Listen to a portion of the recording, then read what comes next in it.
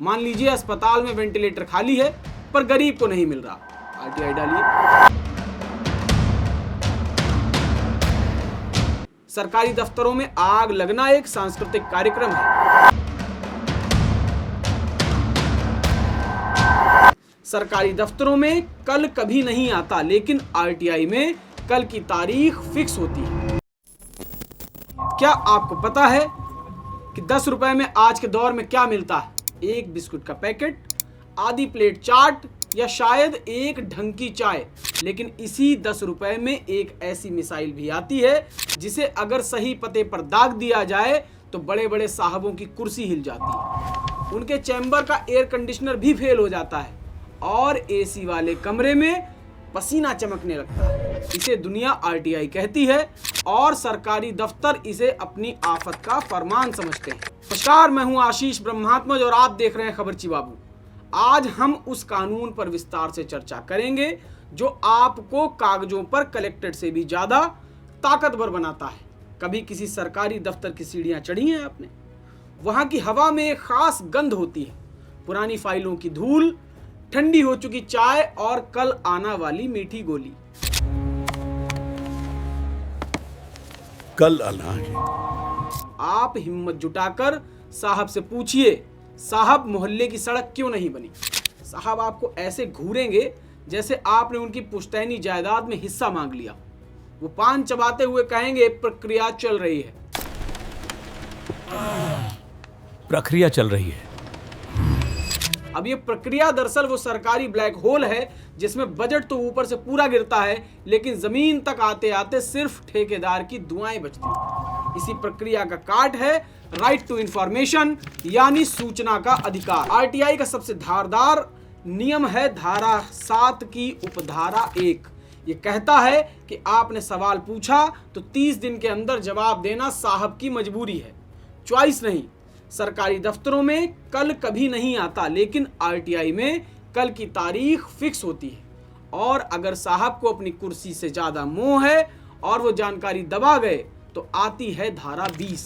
ये वो मीटर है जो साहब की जेब से 250 रुपए रोज का जुर्माना काटना शुरू कर देता है और ये मीटर तब तक नहीं रुकता जब तक आपको जानकारी उपलब्ध ना हो जाए। इसकी ऊपरी लिमिट है 25,000 रुपए। जरा सोचिए, जिस बाबू की पूरी सियासत कल आना पर टिकी हो उसकी अपनी पसीने की कमाई से जब 25,000 कटेंगे तो उसे फाइल में छिपे चूहे नहीं, अपना खाली बटुआ भी नजर आएगा। और यकीन मानिए, एक सरकारी मुलाजिम को अपनी बीवी से ज्यादा अपनी सर्विस बुक और सैलरी से प्यार होता है। सर्विस बुक में एक बार लाल स्याही फिर गई तो प्रमोशन और रिटायरमेंट वाले फायदों पर परमाणु बम गिरना तय है। अब सुनिए वो बात जो 90% लोग नहीं जानते और विभाग इसे छुपा ले जाते हैं। अगर मामला आपकी लाइफ और लिबर्टी यानी जीवन या आज़ादी का है तो कानून कहता है भाड़ में गए 30 दिन, जवाब 48 घंटों के अंदर चाहिए। मान लीजिए अस्पताल में वेंटिलेटर खाली है पर गरीब को नहीं मिल रहा। आरटीआई डालिए। पुलिस ने किसी को अवैध तरीके से उठा लिया और 24 घंटे में कोर्ट में पेश नहीं किया। 48 घंटे वाली आरटीआई पुलिसिया अकड़ ढीली करने के लिए काफी है।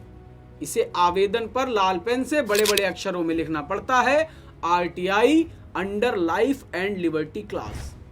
ये शब्द सुनते ही दफ्तर में वैसी ही भगदड़ मचती है जैसे स्कूल में बिना तैयारी के सरप्राइज टेस्ट आने पर मचती है।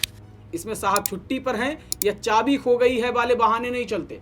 लोग अक्सर गलती क्या करते हैं, वो साहब से पूछते हैं कि साहब रोड खराब क्यों है? साहब रोड खराब क्यों है? भैया क्यों का जवाब देने के लिए साहब ने कोई फिलॉसफी यानी दर्शन शास्त्र की डिग्री नहीं ली है। प्रशासन से हमेशा तथ्य और दस्तावेज पूछिए। जैसे इस सड़क के निर्माण का एस्टीमेट कितना था, उसकी कॉपी दें। सड़क की क्वालिटी चेक करने वाले इंजीनियर का नाम क्या है? पिछले 3 साल में इस नाली की मरम्मत पर कितना पैसा खर्च हुआ, उसका मास्टर रोल दिखाएं। पिछले 3 साल में इस नाली की मरम्मत पर कितना पैसा खर्च हुआ, उसका मास्टर रोल दिखाइए। जैसे ही आप नाम और बिल मांगते हैं सचिवालय के गलियारों में पसीना छूटने लगता है, क्योंकि नाम आने का मतलब है कल को जवाबदेही भी तय होगी।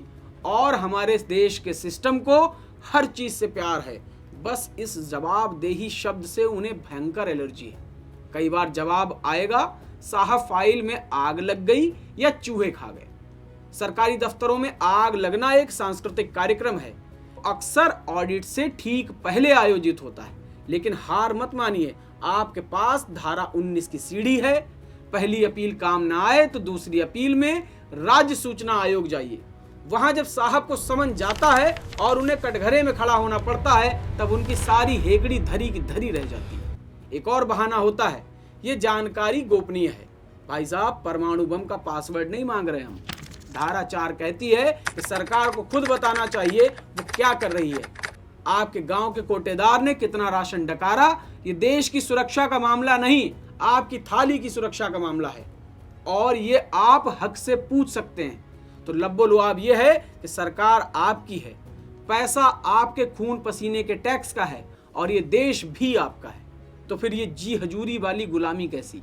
एक सफेद कागज लीजिए, 10 रुपए का पोस्टल ऑर्डर चिपकाइए और सिस्टम की आंखों में आंखें डालकर सवाल पूछिए। अगर आप गरीबी रेखा से नीचे हैं तो ये 10 रुपए भी आपको नहीं देने पड़ेंगे, बस अपना कार्ड दिखाना होगा।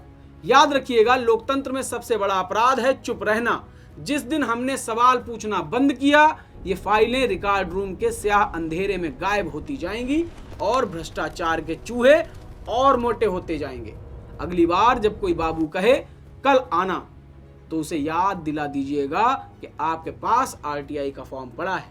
देखिएगा, कल उसी वक्त आज में बदल जाएगा। वीडियो पसंद आया हो तो शेयर कीजिए ताकि आपके पड़ोसी की भी सोई हुई आत्मा जागे। बाकी तमाम बारीक अपडेट्स के लिए देखते रहिए खबरची बाबू, क्योंकि यहाँ सच सिर्फ बताया नहीं जाता, समझाया भी जाता है।